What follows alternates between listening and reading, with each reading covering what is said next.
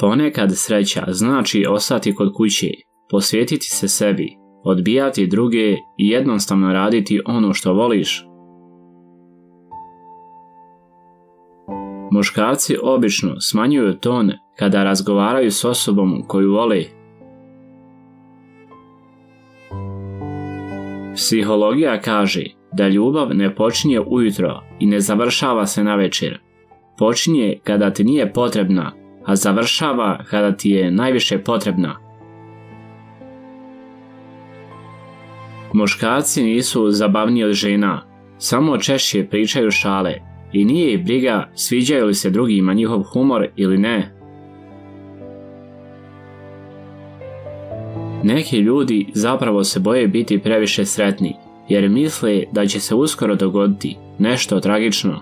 Ovaj strah se naziva čerofobija. Ljudi koji se uzrujavaju jedni na druge zbog najglupljih stvari, obično su oni koji najviše brinu. Negaholici su osobe koje su postale ovisne o sumnji u sebe i negativnom razmišljanju. U većini stvari nalaze jedino loše i rijetko su zadovoljni. Žene obično bolje pamte one koji ih ignoriraju nego one koji s njima neprestano razgovaraju.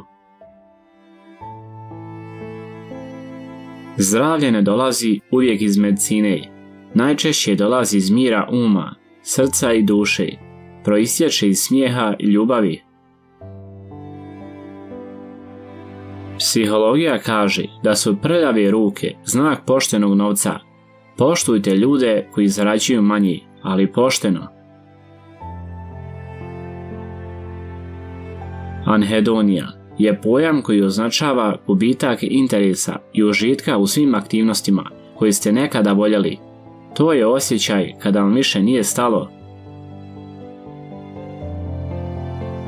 Vaš mozak i želudac su neprekidno povezani, zbog čega neke emocije, posebno stres, fizički utječu na naš želudac.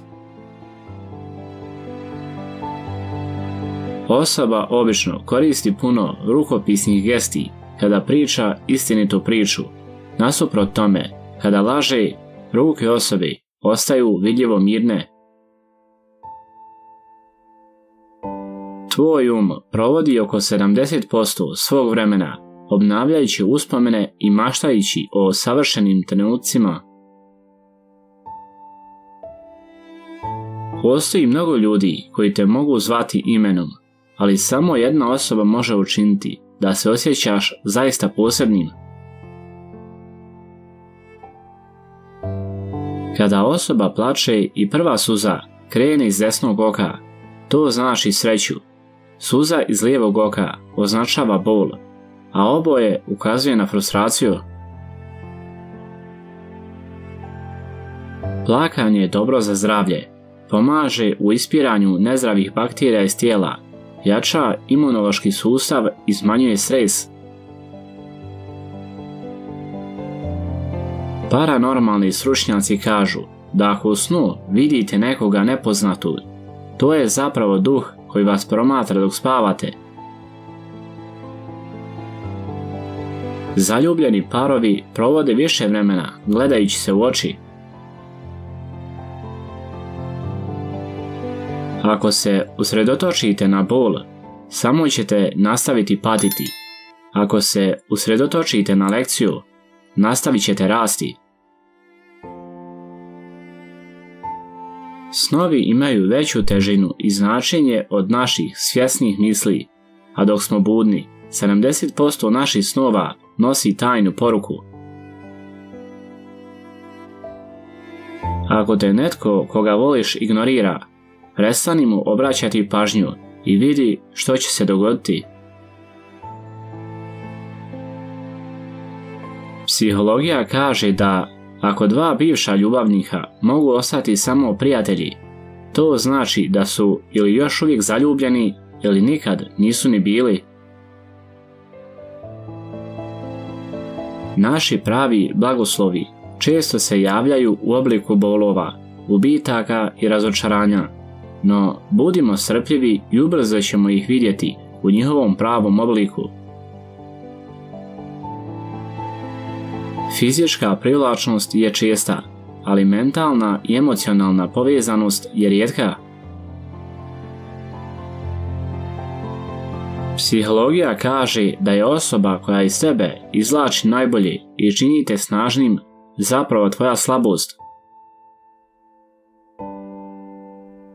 Pretjerano razmišljanje može biti štetno za psihičko zdravlje, jer se neprekidno vraća na negativna iskustva, što izaziva emocionalni stres. Dugačak razgovor s nekim povećava tvoje šanse da se zaljubiš u njega. Ljudi su 50% skloniji pristati na ono što od njih tražite ako im šapnete u desno uho i lagano dodirnete podlakticu.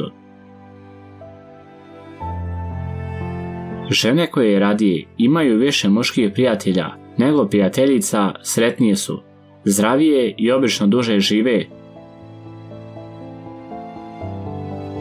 Sapioseksualna osoba je ona koja je seksualno privučena inteligencijom.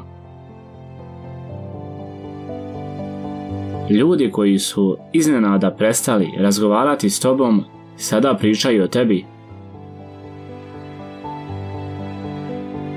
Najljepša stvar u životu je pronaći osobu koja poznaje sve tvoje mane, pogreške i slabosti, a opet misli da si potpuno nevjerovatan. Reći ženi da je voliš dok joj nanosiš bol i slamaš srce je emocionalno i psihološko zlostavljanje. Nikada u životu ne povrijedi ove 4 osobe: ko te je rodio, ko je rođen za tobom, ko je rođen za tebe, ko je rođen od tebe. Svi vole ljude kojima se može imati povjerenja, čak i kada ne gledaju i okrenu leđa. Ljubav nije samo u tome da pronađete pravu osobu, već u stvaranju prave veze. Nije bitno koliko ljubavi imate na početku, već koliko ljubavi gradite do samog kraja. Muž ne mora biti savršen da bi žena bila sretna. Sve što treba jeste biti onaj čovjek koji je bio kad ju je prvi put upoznao. Pravi test karaktera nije koliko znamo učiniti, već kako se ponašamo kada ne znamo što učiniti. Jedini način da ti dan bude dobar je da ga započneš s pozitivnim stavom.